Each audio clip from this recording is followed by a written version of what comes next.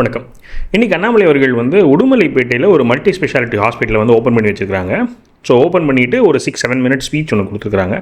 So இன்றைக்கி இந்த வீடியோவில் நான் என்ன பண்ணுறேன்னு சொன்னால், அந்த உடுமலைப்பேட்டையில் அண்ணாமலை அண்ணனோட ஸ்பீச்சு, அதுக்கப்புறமா அவரை அங்கே எல்லோரும் வெல்கம் பண்ண ஒரு சில வீடியோ கிளிப்பிங்ஸ் கொஞ்சம் வைரலாக போயிட்டுருக்கு. அந்த வீடியோ கிளிப்பிங்ஸ் நான் முதல்ல கூட வச்சுருந்ததை காமிச்சிருப்பேன், அந்த வீடியோ கிளிப்பிங்கு. அதுக்கப்புறமா பொள்ளாச்சியில் வர ஜூலை 12 வீதி லீடர்ஸ்லேருந்து ஒரு முதல்ல பெரிய ஒரு மாநாடு ஒன்று ஏற்பாடு பண்ணியிருக்காங்க சாயந்தரம் 4 மணிக்கு. அந்த மாநாட்டுக்காக அங்கே பூமி பூஜை போட்டு அங்கே அந்த ஏற்பாடு நடக்கிற இடத்துக்கு பூஜை போட்டு அந்த ஒரு சில வீடியோ கிளிப்பிங்ஸ். ஸோ இந்த எல்லா வீடியோஸோட கம்பைலேஷன் தான் இந்த வீடியோ இருக்க போது. நான் உங்கள் மணியின் கோபி, நீங்கள் பார்த்துட்டு இருக்குது பாசிட்டிவ் பாலிடிக்ஸ். ஒருவேளை நம்ம சேனலை சப்ஸ்கிரைப் பண்ணாமல் பார்த்துட்டு இருக்கீங்கிற பட்சத்தில் சப்ஸ்கிரைப் பண்ணி பெல் ஐகான் கிளிக் பண்ணிக்கோங்க. ஸோ அடுத்தடுத்த போகிற வீடியோஸ் உங்களுக்கு சேரும்.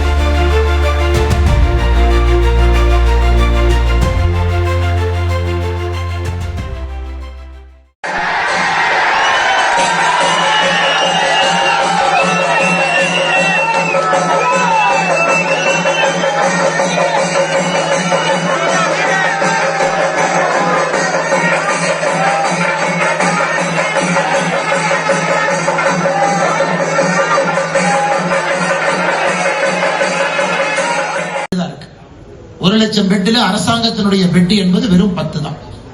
இன்னைக்கு இங்க உடுமலைப்பேட்டையில இந்தியன் மல்டி ஸ்பெஷாலிட்டி மருத்துவமனை திறந்திருக்கிற காரணத்தினால அது இன்னும் கொஞ்சம் எளிமையாக, இன்னும் அதிகமாக இந்திய மருத்துவமனை வரலாற்றில் வர இருக்கு. அது இந்த நிகழ்வுடைய முக்கியம். நாம் எல்லோரும் சாட்சியாக இருக்கிறோம். நாம் ஒரு வளர்ந்த நாடாக வர வேண்டும் என்றால் எல்லா மக்களுக்கும் பெட்டுகள் குறைவான விலையில, அதுவும் அரசாங்கம் பொறுப்பெடுத்து நடத்த வேண்டிய கட்டாயமும் கடமையும் இந்த நேரத்தில் நமக்கு இருக்கு. அதனால இந்த மருத்துவமனையினுடைய எல்லா பங்குதாரர்கள், ஆரம்பித்தவர்கள், இந்த மருத்துவமனைகளை பணியாற்றக்கூடிய மருத்துவர்கள், செவிலியர்கள், நம்ம ஸ்டாஃப் என்று சொல்லக்கூடிய எல்லா முக்கியமான தூண்களுக்கு என்னுடைய நன்றிகள், இந்த வாழ்த்துக்களை, வணக்கங்களை தெரிவித்து, இன்னைக்கு உடுமலைப்பேட்டையில் நிறைய இடத்துல ஒரு ஆத்திர அவசரம்னா கூட கோயம்புத்தூருக்கு வர வேண்டிய கட்டாயம் இருக்கு. எனக்கு எல்லா அடிப்படை வசதி, ஒரு கேத் லேப் தேவைப்படுகிறது. ஒரு ஹார்ட் அட்டாக் வருதுன்னா உடனடியாக மக்கள் ஒரு 5 நிமிஷத்துல வந்துட்டாங்கன்னா அவங்களை ஸ்டெபிலைஸ் பண்ணி அந்த கோல்டன் அவர் 1 மணி நேரத்துக்குள்ள மக்களுடைய உயிரை பாதுகாப்பது நம்முடைய முதல் கடமையாக இருக்க வேண்டும். அதற்கு உங்க அருகில் மருத்துவமனை வரணும். அதற்கும் இந்த மருத்துவமனை நிச்சயமாக ஒரு பெரிய பணியை செய்யும் என்கின்ற நம்பிக்கை எனக்கு இருக்கு. அதே நேரத்தில் அதிகப்படியாக பெட்டுகள் வர வர மருத்துவமனையில உங்களுக்கு வரக்கூடிய செலவுகளும் குறைய ஆரம்பிக்கும். 10 பெட்டில் 100 பேர் போறதுக்கும் 20 பெட்டுக்கு 100 பேர் போறதுக்கும் வித்தியாசம் இருக்கும். அதனால் நிச்சயமாக மேல இருக்கிறவங்க எல்லாருமே அவர்கள் மருத்துவம் படித்து முடித்த பிறகு எல்லாமே ஒரு ஓத் எடுப்பாங்க, ஹிப்போக்ரட்ஸ் ஓத் எடுப்பாங்க. அதை எடுத்துட்டு தான் ஒரு மருத்துவர் அந்த மருத்துவ சான்றிதழை பெற்று நமக்கு மருத்துவம் செய்ய முடியும். அந்த ஹிப்போக்ரட்ஸ் ஓத் என்னன்னு நீங்க பாத்தீங்கன்னா அது மிக தெளிவாக இருக்கும். ஒரு மருத்துவர் என்பது வரக்கூடிய பேஷண்ட் கிட்ட சாதி மதம் பார்க்க கூடாது, பணக்காரன் ஏழை என்று பார்க்கக்கூடியார். ஒரு குற்றவாளி வந்தாலும் கூட அந்த குற்றவாளியும் சமமாக நடத்தி தான் மருத்துவம் கொடுக்கணும். ஏன் ஒரு ரேபிஸ்ட் வர்றாங்க அப்படின்னா கூட, போலீஸ் கூட்டிட்டு வர்றாங்கன்னா கூட, சமுதாயம் அந்த ரேபிஸ்டா பார்த்தாலும் கூட மருத்துவரை பொறுத்தவரை அந்த மனிதனுக்கு நான் சமமா ஒரு மருத்துவம் கொடுக்கணும்னு தான் பார்க்கணும். இது ஹிப்போக்ரட்ஸ் ஓத். இதை எல்லோரும் ஒரு சத்திய பிரமாணம் எடுத்துட்டு தான் வர்றாங்க. ஆனா எத்தனையோ மருத்துவர்கள் அதன்படி நடந்து கொண்டாலும் கூட எத்தனையோ மருத்துவர்கள் அதன்படி நடந்து கொள்ளாம இருப்பதையும் நம்ம பார்க்கிறோம். இன்னைக்கு மருத்துவமனையினுடைய செலவு சாதாரணமா நம்ம ஒரு காய்ச்சல் இருந்து சில விஷயங்களுக்கு செல்லும் பொழுது அது மிக அதிகப்படியான செலவு. இன்னைக்கு எத்தனையோ நடுத்தர குடும்பத்தை ஏழை குடும்பமாக மாற்றிக் கொண்டிருக்கிறது. ஒரு கேன்சர் நோய் ஒரு குடும்பத்துல வந்துருச்சுன்னா அந்த குடும்பத்தை கிட்டத்தட்ட 2 தலைமுறை அந்த குடும்பம் பின்னாடி போகுது.